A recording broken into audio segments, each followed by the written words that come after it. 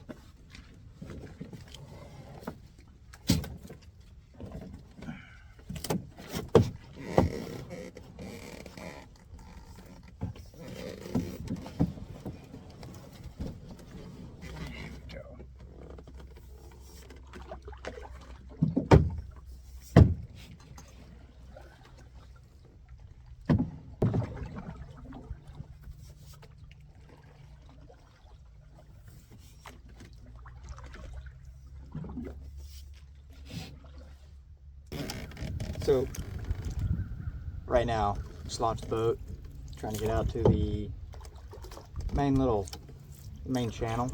Right now we're in just like a launch channel. So we are gonna paddle.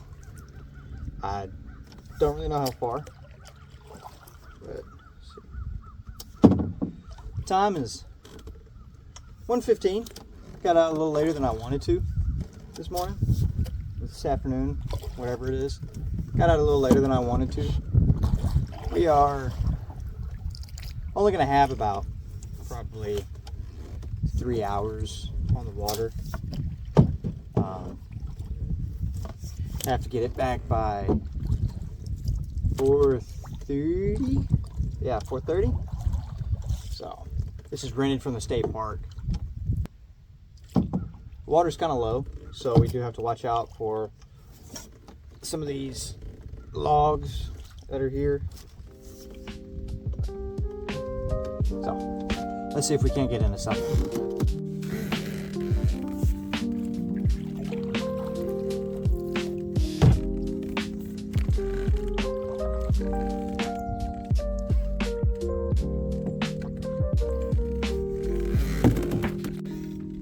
It is a beautiful day today. I think the temperature is actually like 65 degrees. I'll have to check here in a minute.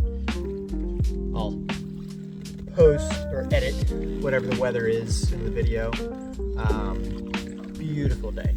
And I'm currently on the Tickfaw River, and it is just beautiful. The water's a little low, so getting out here, I did have to watch out for some logs and whatnot, but luckily, the good thing about canoes versus just other boats and stuff like that, along with kayaks do this too, is they sit so low in the water, that you can actually float in like less than 6 inches of water. I think I was going through probably places that were like 4 or 5 inches. I was scraping, but it was still doing it. And there's probably, I don't know, 200 pounds of stuff in this boat. Obviously, the more stuff that you have in it, the lower you're gonna sit. Wow.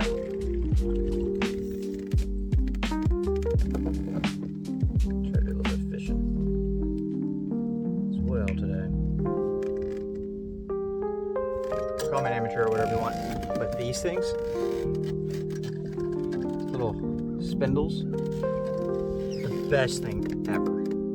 You don't have to tie on multiple lures or anything like that. You just have to have that spindle tied on, and then you can just clip whatever you want onto it. It makes it so easy. Makes it so easy to change out lures.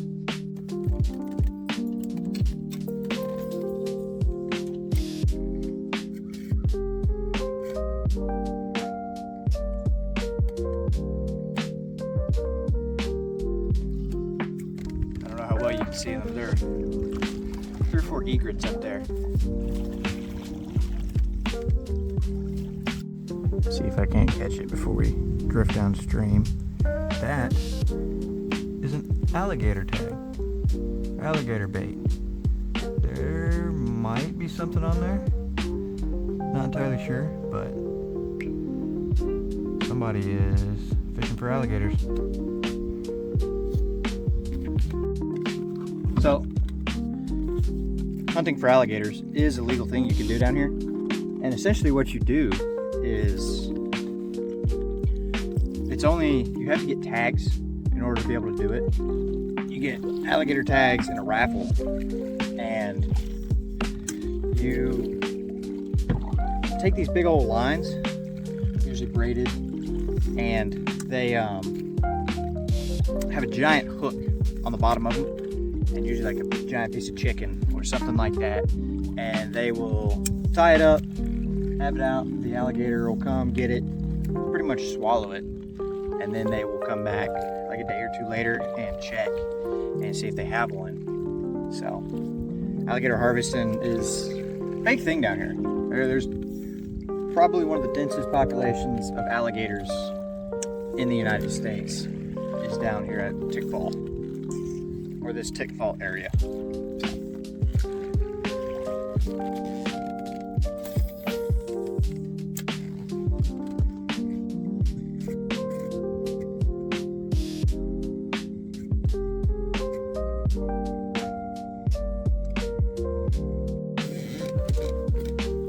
Now that we're out on the main river, wind's a little nippy. Mid to late January here in South Louisiana, so it's moderate temperature, not really cold. We don't get cold down here. It was like high 30s this morning, but it's got to be like 68 now. So whenever you hit in the shadow, hit in the shady spot, that wind will come through, and it's a little nippy. New roast cashews. Snack. Here we have 2 different types of plants. So we have these bigger plants that are known as alligator weed, and they are an invasive species from South America, and they pretty much taken over these slow moving areas of the swamps here. And then you have the smaller stuff, floating stuff there, and that stuff is native, known as duckweed. So it also takes up the slow moving water in these canals and bayous and whatnot. This is another invasive plant known as water hyacinth. It's native to South America as well. It's invasive. Look at all those birds up there in that tree.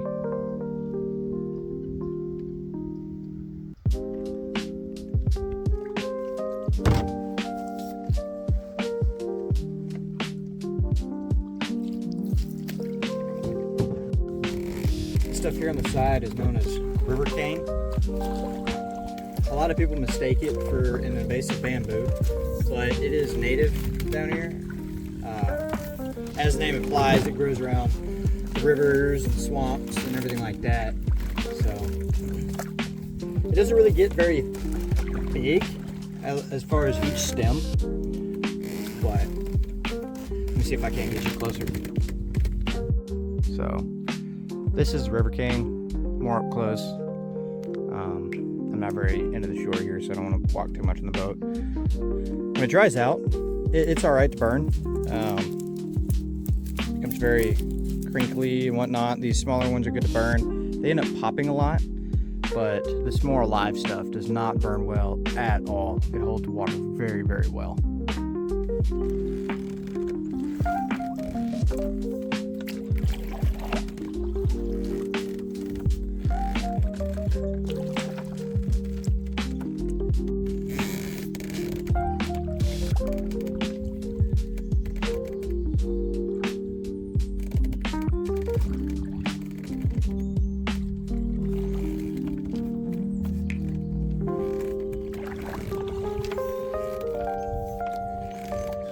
There's still a decent amount of people that live in those little cabins on the river. They just live off the land here. Fish and hunt and get all their food from Mother Nature. The only transportation to their home is the water. So obviously they don't completely exclude themselves. A lot of them still take their boat into town.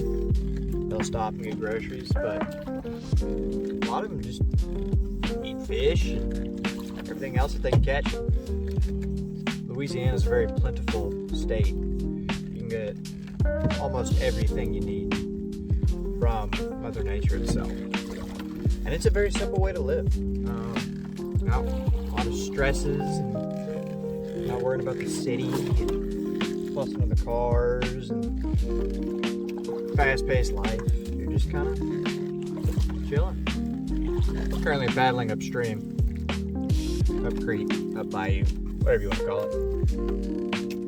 This would usually be a very tiresome task, which I mean it still is, but the wind is to my back, so it's helping me push along. So, canoeing by myself today. It's been a while since I've done it. It was a little rough starting off, but whenever you're canoeing by yourself, there's a lot of switching the paddle back and forth and whatnot. And something that helps if you're turning your canoe or anything like that, whichever way you want to go, overdo it just by the slightest. So that way, whenever you go to hit your next paddle, go straighten up and actually go where you want to go. So, I want to go to the right over here. Go to the left just a little bit. That way when I dig deep, oh, now I'm going a little too far to the left, so dig deep on the right, and I'll straighten up. So by overcorrecting, you tend to straighten up on your next paddle. So, fixing to get into this tree, there's a paddle on the right, we're good to go. Left, making the bend, left,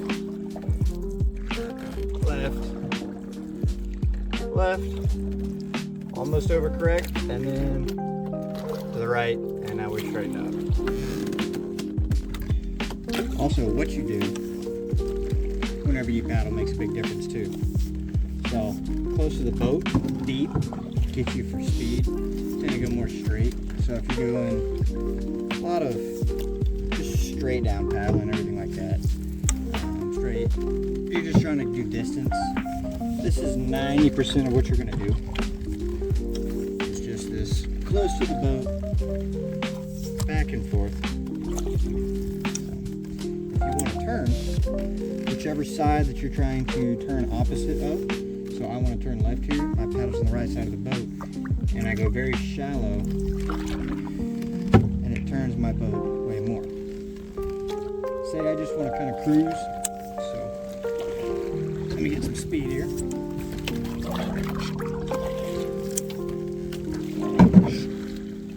I'm cruising and I just want to ease right. I can put it in, touch it, paddle will straighten up. Kind of touch it, paddle will straighten up.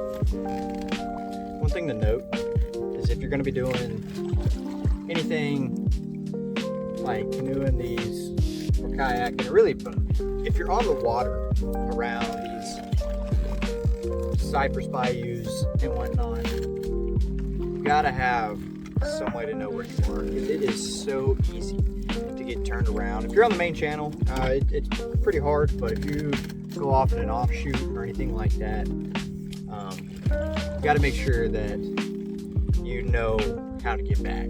Now that may just be the fact of you've done it 100 times and you know exactly where you're going, and you've gone a little further every time. Or you can do like what I'm doing today, which is the first time I've canoed the Tickfaw River. So I not only have my Garmin with a little breadcrumb trail, but my phone has enough signal that I'm using All Trails, the hike feature. It'll track you and everything like that. So my Garmin's the big one. GPS, you can get anywhere. It's pretty hard for the Garmin to not connect to something. So whether you have a handheld GPS or just a little Garmin watch or something like that, you always need to know how to get back, because these places can be really confusing. Don't forget to hydrate. Always hydrate. Looks like we got some egret tracks right here. They're coming down, grabbing the minnows out of the water.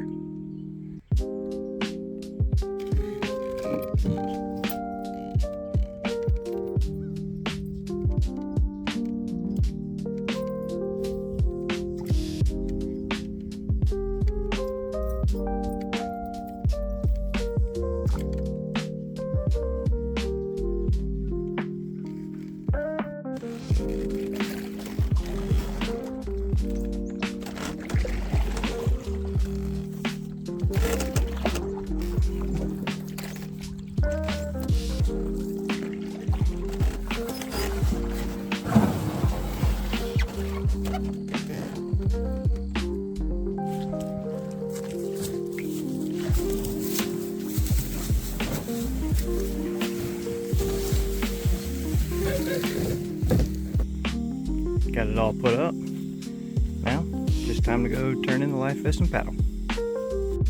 Today, I paddled just under 4 miles. I got skunked. I did not catch a thing. Although this time of year, it's harder to fish, and I'm not the best fisherman to begin with, so those two things combined usually end up with me not catching anything.